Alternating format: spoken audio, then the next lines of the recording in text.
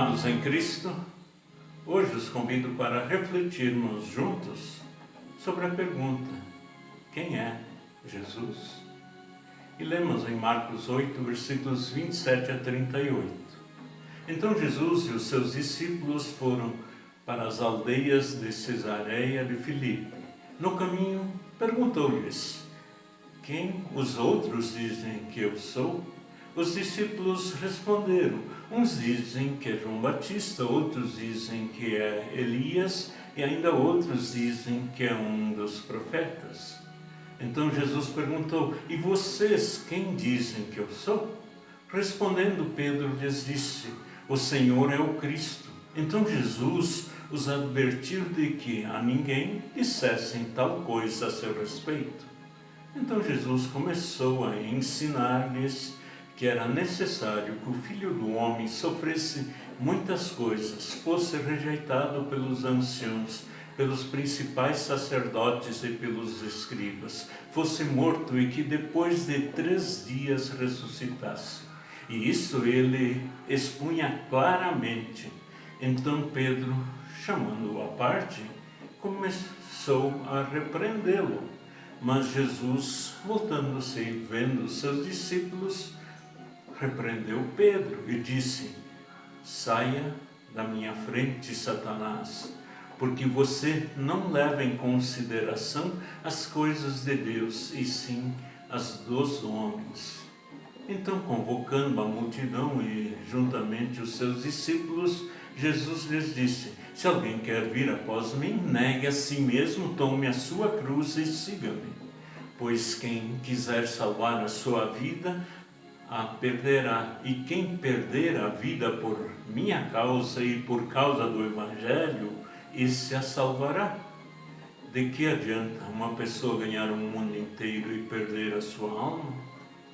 Que daria uma pessoa em troca de sua alma? Pois quem nesta geração adúltera e pecadora se envergonhar de mim e das minhas palavras, também o Filho do Homem se envergonhará dele, quando vier na glória do seu Pai com os santos anjos. Amados, quem é Jesus para nós? É o Cristo, assim nos ensina a Bíblia.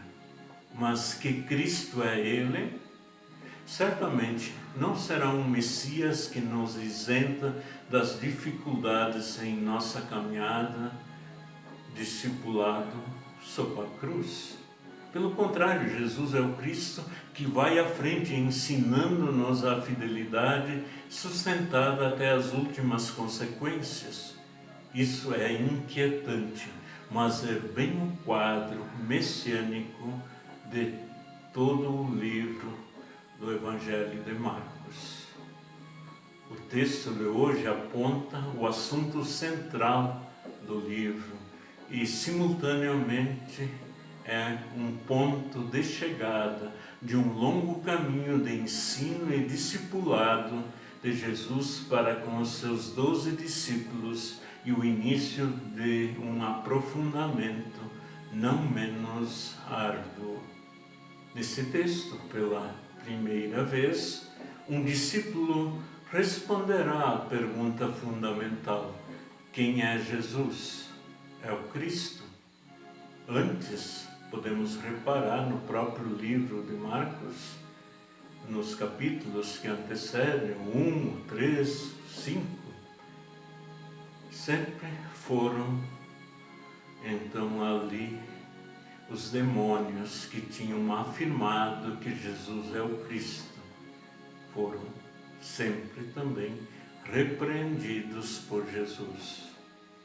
Pois não basta afirmar essa verdade, mas crer nela com todo o coração e permitir que fecunde a vida a partir de dentro, modificando-a drasticamente, se necessário.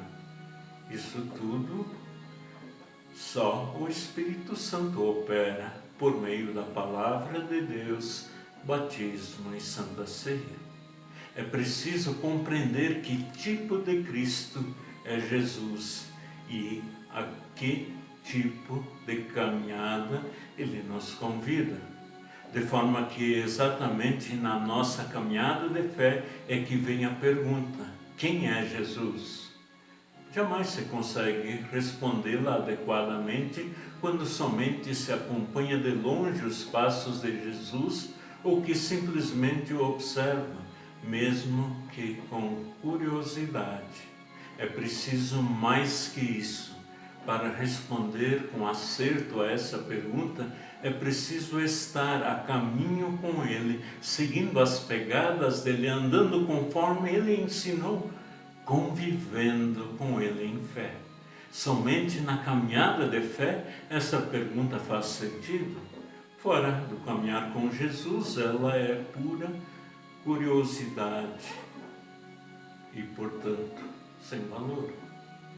Não porque os discípulos possam crer melhor que os outros, mas porque eles, caminhando com Jesus, são alvos da palavra de Deus, levados a meditar na mesma, e assim, então, são criadas as condições para que o Espírito Santo possa operar neles a fé verdadeira. E, portanto, então, os discípulos, mais do que os de fora, sabem responder quem é Jesus para eles. Pedro, como discípulo por excelência, responde por todos: Tu és o Cristo. Com essa confissão, Pedro exprime a fé da cristandade de ontem e de hoje. Jesus é o Messias do Antigo Testamento, o Cristo do Novo Testamento, o ungido, prometido a Israel, aquele que haveria de vir. Já não há mais, portanto, o que esperar, pois nele o reino de Deus chegou. E como de costume, também aqui Jesus recomenda o segredo messiânico. Afinal, se é somente pelo seguimento que essa verdade se torna compreensível, se deve convidar pessoas para a caminhada de fé em Jesus, estudando e meditando na palavra de Deus, para que o Espírito Santo possa operar fé verdadeira. Pedro, junto com os discípulos, proferiu solenemente: quem é Jesus? Ele é o Cristo. Porém, o texto também nos mostra que Pedro, como todos os discípulos, ainda não tinham uma compreensão clara no que isso significa. E nós hoje, pergunto, quando dizemos que Jesus é o Cristo, estamos cientes do que estamos proferindo? Atualmente, algumas pessoas seguem Jesus, vendo nele um Cristo que socorre e cura a todos em suas angústias e sofrimentos exteriores e interiores. Para outros, Jesus é um Cristo que luta contra o pecado e a concupiscência, libertando das cadeias dos vícios. Outros ainda seguem um Cristo libertador dos oprimidos e dos injustiçados, dos sem voz e sem direitos. Enfim, existem tantos rostos de Cristo quantas forem as esperanças legitimamente humanas de seus seguidores. Isso, por um lado, revela a profundidade e a riqueza do mistério de Cristo. Mas é preciso cuidar para que o Cristo que pretensamente se segue não corresponda muito mais às nossas projeções e necessidades caprichosas do que a Jesus Cristo como Salvador e Senhor de nossas vidas, o qual pede para que a pessoa que o quer seguir negue-se a si mesmo, tome a sua cruz. E ainda que isto leve a perder a vida, salvá-la. Vamos cantar.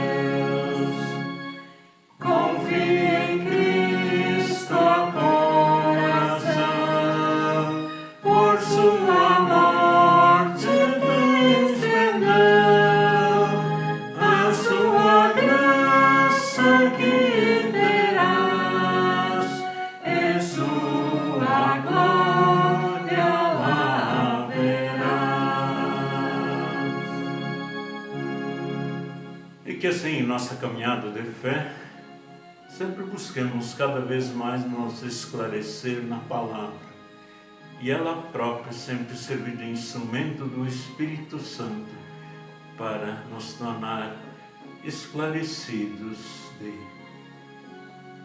que Jesus é Cristo e que Cristo Ele é para nós. Amém.